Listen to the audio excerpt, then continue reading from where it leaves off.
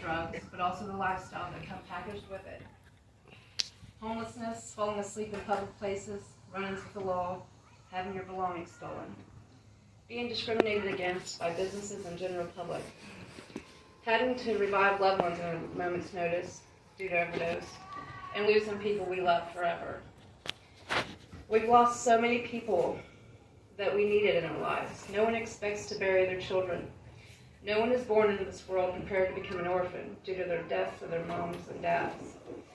There is a whole generation being raised without their parents due to drug addiction and overdose crisis. The freedom to go without. Yes, there's a freedom to not hold in a schedule, not having monthly bills to pay, and not ever needing to know what day of the week it is. Not that you ever could if you needed to. I never knew what day of the week it was, because much of the time I was awake for multiple days. And if I did fall asleep, I was sure to be woken by the police. The freedom to go without comes with some serious drawbacks. But the drugs make you accept conditions in life that otherwise, if you were sober, you would strive to change. I remember a time where my daughter came to Ohio to visit me. I was living under the trestle. My daughter came down there and I remember being happy. Tears in her eyes, she said, "Mama, you're living under a bridge."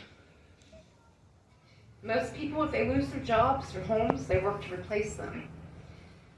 But when you're stuck in a cycle of drug addiction, you no longer strive to recover the losses. You accept things as they are. Until this past year, I spent 5 years walking endlessly around this town, carrying everything I owned and trying to figure out what bush or part of the woods I stashed it in, collecting household goods I didn't have a home for, and carrying bundles of sticks that I was sure to make something beautiful with. Much of the time, they would remain a collection of random-ass sticks because I never completed anything.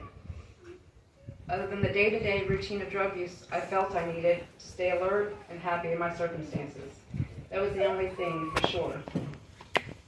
My youngest son had lost his rock. The mother he once had became a wanderer of the streets. He couch surfed to finish high school. Because I had lost our home, his stability was removed, and he faced his last 2 years of high school without his mother.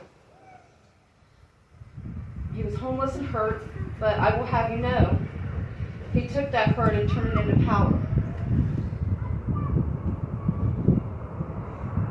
He graduated with not one diploma, but 2. I think there's a lot to be said about taking pain and turning it into power.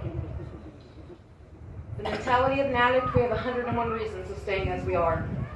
But if you tear down the wall of excuses, you'll see doors open that you never knew existed. For a little of my backstory, before addiction, I was raised by my father. When I was 10, he was killed by his nephew due to some family betrayal and some drug investments that my father was angry about and expected the wrongs to be made right. My father was killed with his own gun. And he went down south to address the situation. He was my world. I adored my father. He was also an engineer for the railroad. After his death, I ended up moving a lot from family member to family member in search of my mother I had never met. I found out she had died shortly after coming home from rehab when I was 15, pregnant with my first child. I struggled growing up. I was angry. I just didn't understand what was so great about a drug. Why was the lifestyle and drug use more important than me?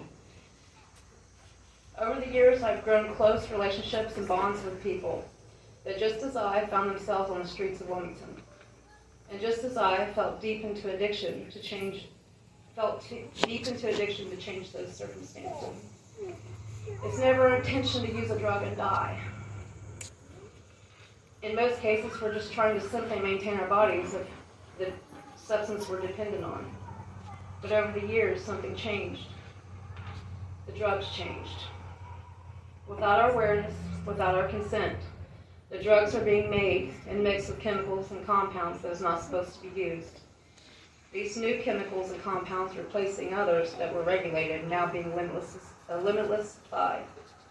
However, our lives have become disposable.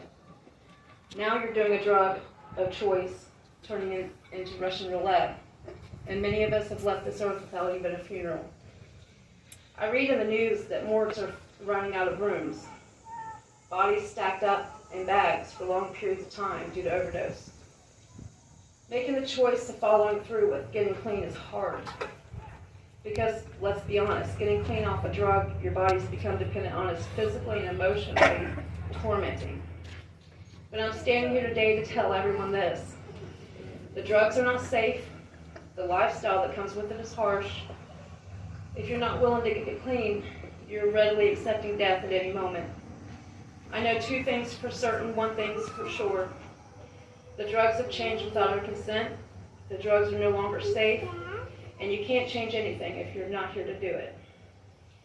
No matter the challenges ahead, I'm pushing for everyone to live. Give yourself a chance to live instead of becoming a statistic of the era of massive drug overdose. Open your eyes to the truth. Don't accept this. You don't want to die over a drug that's been simply getting you by. Choose to live. Choose to level up. Think of your friends and families that have died from overdose and drug addiction. Think of your family and friends that will forever miss you when you die. Because at this point, in these times, it's changed from if to when. The withdrawals are temporary. You'll survive them. But death is permanent. Death gives us no chance for change. They promise them freedom, but they themselves are slaves of corruption. For whatever overcomes a man, to that he's enslaved. Peter 2:19. There's a new warning about a deadly batch of drugs popping up in Ohio currently. It's resistant to life-saving treatment like Narcan.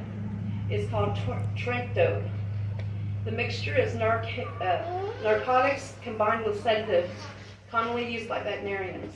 The CDC says that one of the most disturbing effects of Trinkdope is severe disfigurement. Lesions will appear all over your body, not just in the injection site. Oftentimes, the ulcers become so severe that CDC says treatment requires amputation in the affected extremity.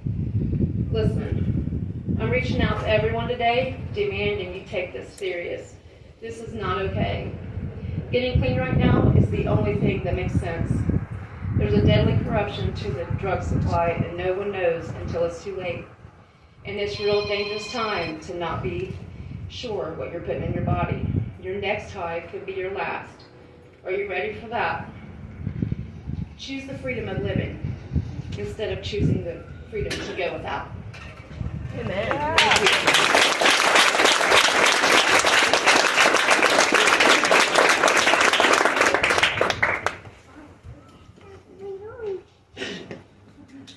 Hello, my name is Clayton Taylor. Everybody knows me as